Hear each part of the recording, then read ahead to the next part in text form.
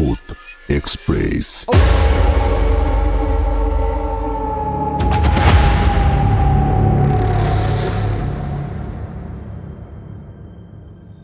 Welcome back, সকলকে জানাচ্ছি স্বাগত আরও একটা নতুন এপিসোডে।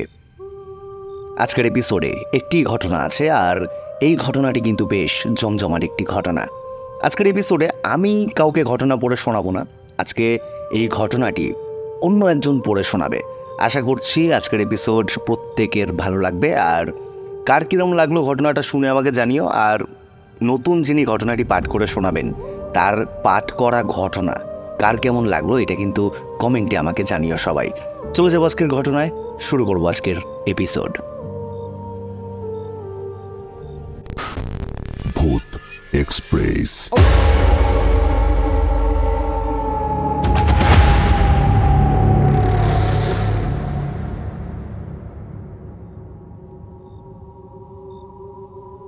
হ্যালো বন্ধুরা, আজকের এই এপিসোডে আমি আপনাদের একটা সত্যি ঘটে যাওয়া ভৌতিক ঘটনা শোনাতে চলেছি।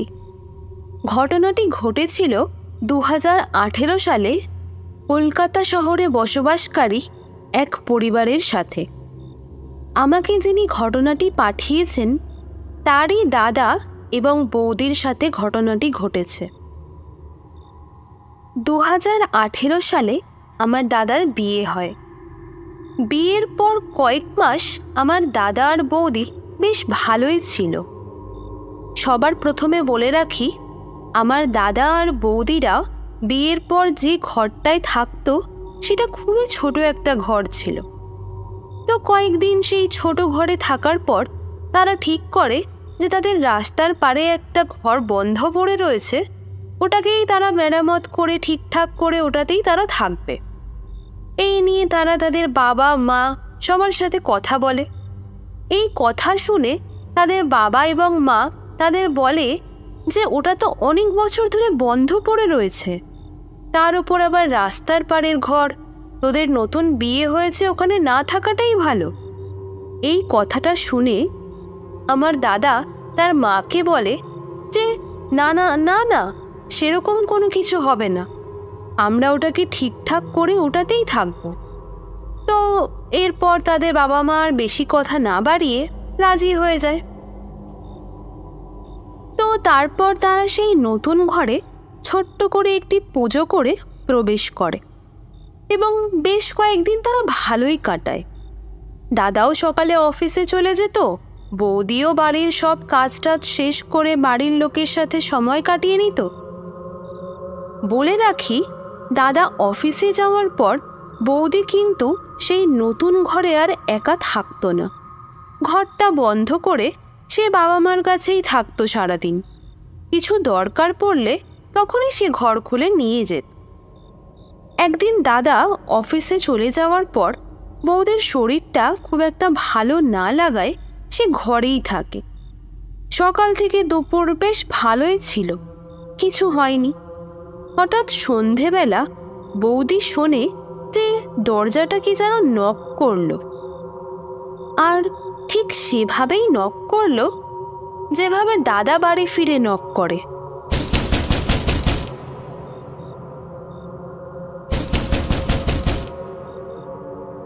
বৌদি ভাবলো দাদা হয়তো এসেছে, সে দরজাটা খুলে দিল। কিন্তু দরজা খুলে সে কাউকে দেখতে পায় না। বৌদি ভাবলো দাদা হয়তো নক করে তার বাবা মায়ের ঘরে গেছে। এই ভেবে সে দরজাটা বন্ধ না করে খুলেই রাখে। তারপর অনেকক্ষণ হয়ে যায়, দাদা আর আসে না, দরজাটাও খোলা। বৌদি তখন দাদাকে ফোন করে বলে, কি গো, তুমি আসলে, দরজা নক করলে, আমি তো দরজা খুলে বসে আছি, তুমি এসো তাড়াতাড়ি ওই ঘর থেকে। তখন দাদা বলে, আমি তো রাস্তায় বাসে আছি, এখনো তো পৌঁছাইনি আমি।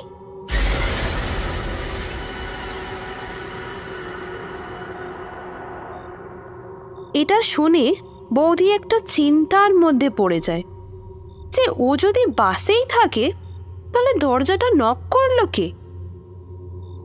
তো বৌদি বৌদি তাড়াতাড়ি উঠে দরজাটা আবার বন্ধ করে দেয়, আর মনে মনে ভাবতে থাকে যে দরজাটা নক করলো কে, সেটা কি আমার ভুল?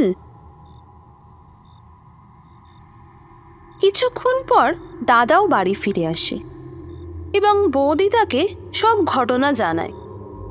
তখন দাদা বলে যে দেখো, দমকা হাওয়াতে কিছু উড়ে এসে দরজায় লেগেছে। রাস্তার ধারের ঘর তো, বুঝতেই পারছো। তুমি ভেবেছ আমি এসেছি, তেমনই কিছু একটা হবে। তো বৌদি এই বিষয়টাকে নিয়ে আর বেশি ভাবাভাবি করেন না। রাতে খাওয়া দাওয়ার পর তারা ঘুমিয়ে পড়ে। তখন বৌদি মাঝরাতে খুব একটা বাজে স্বপ্ন দেখে। স্বপ্নটা ছিল দাদাকে কি যেন একটা গলা টিপে মারতে যাচ্ছে। অনেক বড় লম্বা একটা আকৃতি, যার হাতগুলো বেশ বড় আর কালো। তো হঠাৎ বৌদির ঘুম ভেঙে যায় আর দেখে দাদা তো পাশেই শুয়ে আছে। বৌদি ঝটপট করে উঠে তাড়াতাড়ি লাইট জ্বালায়। দাদাও উঠে জিজ্ঞেস করে বৌদিকে যে কি হয়েছে এত রাতে, তুমি উঠে লাইট জ্বালালে কেন?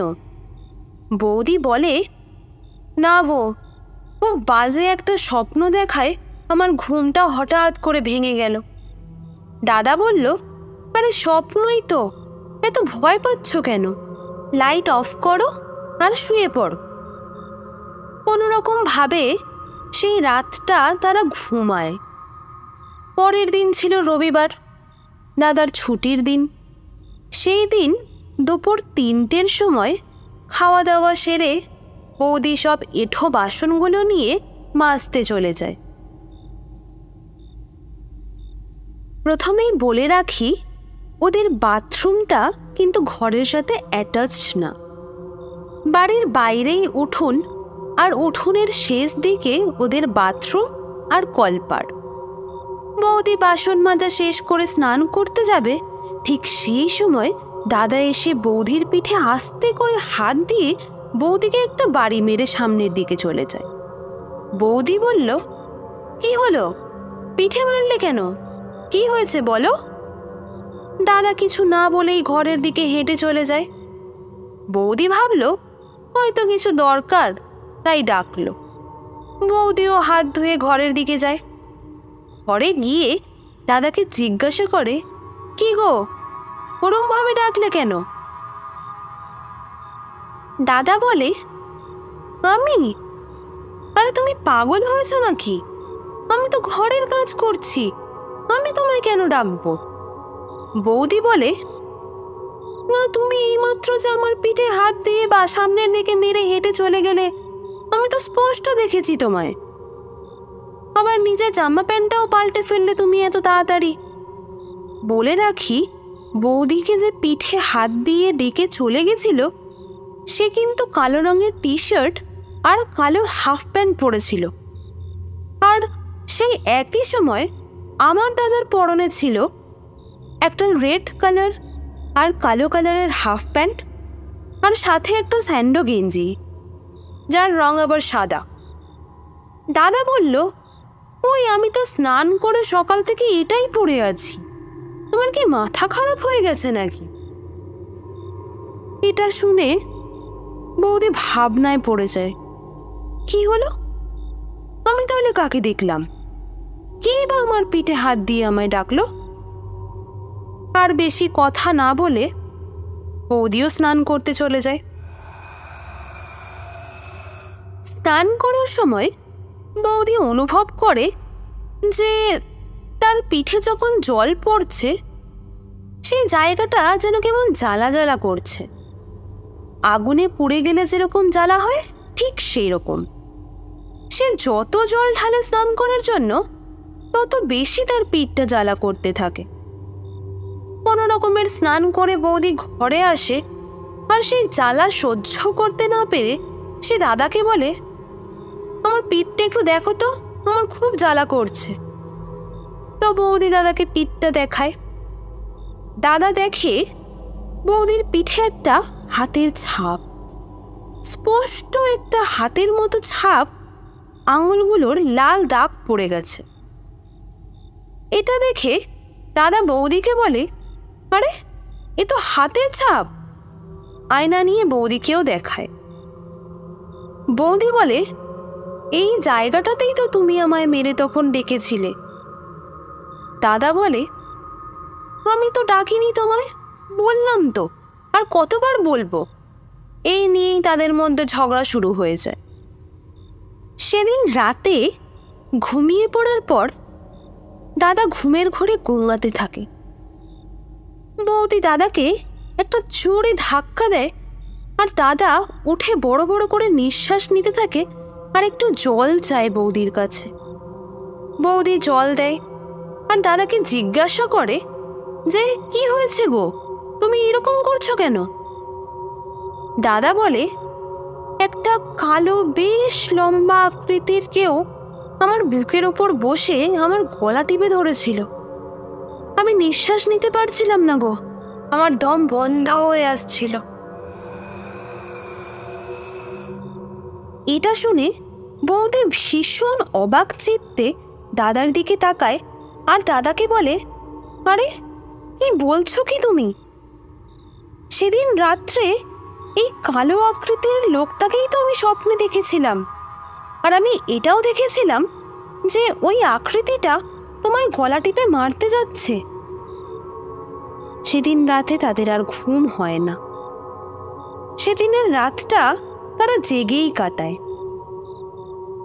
তারা কিছুটা হলেও বুঝতে পারে যে তাদের সাথে কিছু তো একটা খারাপ ঘটছে। পরের দিন দাদা রীতিমতো অফিস চলে যায়।